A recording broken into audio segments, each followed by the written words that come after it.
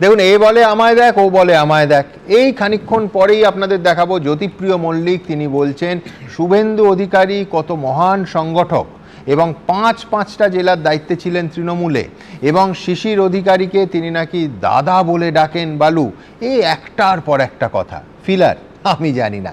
তবে বরুণ বিশ্বাসের ফাইল খোলার পর সিআইডির টিম ওই বরুণ বিশ্বাসের বাড়িতে যাওয়ার আফটার এফেক্ট কিনা, সেই জন্য জ্যোতিপ্রিয় এই কথা বলছে কিনা, সে তো চর্চা চলবেই। আর কল্যাণ বন্দ্যোপাধ্যায় আজ যথারীতি একেবারে শো স্টপার, তিনি সরাসরি টার্গেট করেছেন অভিষেককে। বলছেন কোট আনকোট, শুনলেন আপনারা, ক্যামাক স্ট্রিট দলটাকে শেষ করে দিল।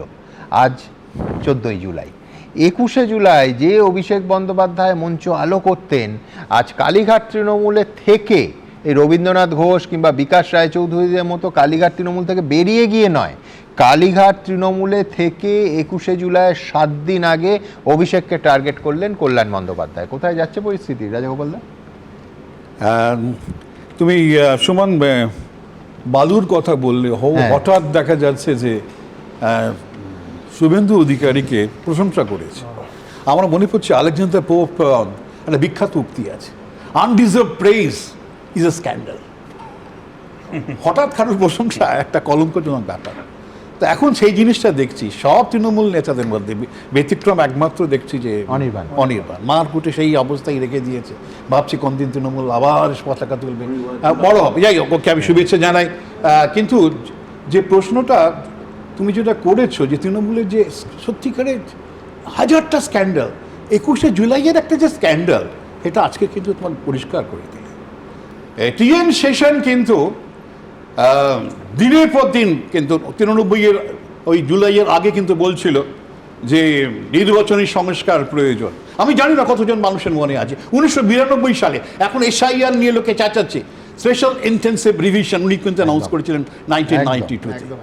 উনি কিন্তু বারবার রাজ্য সরকার, এখন জানি না তখন তো 6 বছর ছিল বলছে শতরূপ, রাজ্য সরকারকে চিঠি দিয়েছে নির্বাচনী সংস্কার চাই। জুলাই 93 জুলাইয়ের সময় চিঠি দিয়েছে যে ব্যাপক নির্বাচনী সংস্কার হওয়া প্রয়োজন। এবং এমনকি সেটা উনি কিন্তু হুঙ্কারও দিয়েছিলেন, যদি নির্বাচনী সংস্কার না হয় আমি নির্বাচন করতে দেবো না। অবশ্য সুপ্রিম কোর্ট তার বিরুদ্ধে নরসিংহ রাওয়ের সরকার সুপ্রিম কোর্টে চলে গেছে। সুপ্রিম কোর্ট ধমক দিয়েছে, সত্যি কথা। কিন্তু উনি তো বলেছিলেন সে কথা, দুজন ইলেকশন কমিশনার যোগ করে তার ডানা ছাটায় সমস্ত। এবং এটা সবচেয়ে বড় কথা, আমি বলতে টিএন সেশনের কথা বলে না, আমার শেষ হয়নি। ইলেকশন কমিশনের ক্ষমতা খর্ব করেননি। না না, এই সব ডানা ছাটা আসছে।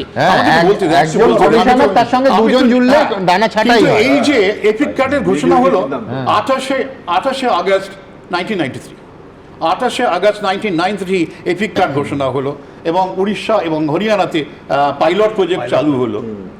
খেয়াল রাখতে হবে যে 21শে জুলাই 1993 যখন যে ঘটনা ঘটেছে, তখন কিন্তু বামেরা নরসিংহকে কন্ডিশনাল সাপোর্ট দিত, এবং তার 1 সপ্তাহ পর একটা অনাস্থায় কিন্তু বামপন্থীরা কিন্তু ওর এগেনস্টে গিয়েছিল। অনাস্থা প্রস্তাবে বামপন্থীরা গিয়েছিল, কিন্তু তা সত্ত্বেও 356 নরসিংহরাও করেননি। এমনকি উনি মনে আছে সরকারটা বেঁচেছিল, শিবু সোরেনের যে ঝাড়খণ্ড মুক্তিমঞ্চ আসছে পয়সা যে বিতর্ক আমরা সবাই দেখেছি, সেই ঘটনাটা ঘটেছিল। কোনো সিবিআই এনকোয়ারি করেনি, কোনো ধিক্ষার নেই। ন্যাশনাল হিউম্যান রাইটস কমিশন যতটুকু আমার মনে পড়ছে, সে খালি বলেছিল সঠিক কাজ হয়নি। এটা কিন্তু রয়েছে। এবং এই যে বারবার টিএন সেশন, আমি মানুষটা খুব একটা আমি পছন্দ করি না।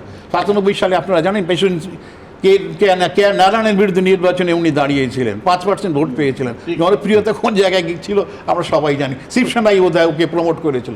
তো যাই হোক, এত খুবই কিন্তু নির্বাচনের সংস্কারে যে একরোখা মনোভাব, এটা কিন্তু আমি সাধুবাদ জানাতে বাধ্য, যে সে না থাকলে এই নির্বাচনী সংস্কারটা হয়তো হয়ে উঠতো না। এবিপি আনন্দ, এগিয়ে থাকে, এগিয়ে রাখে।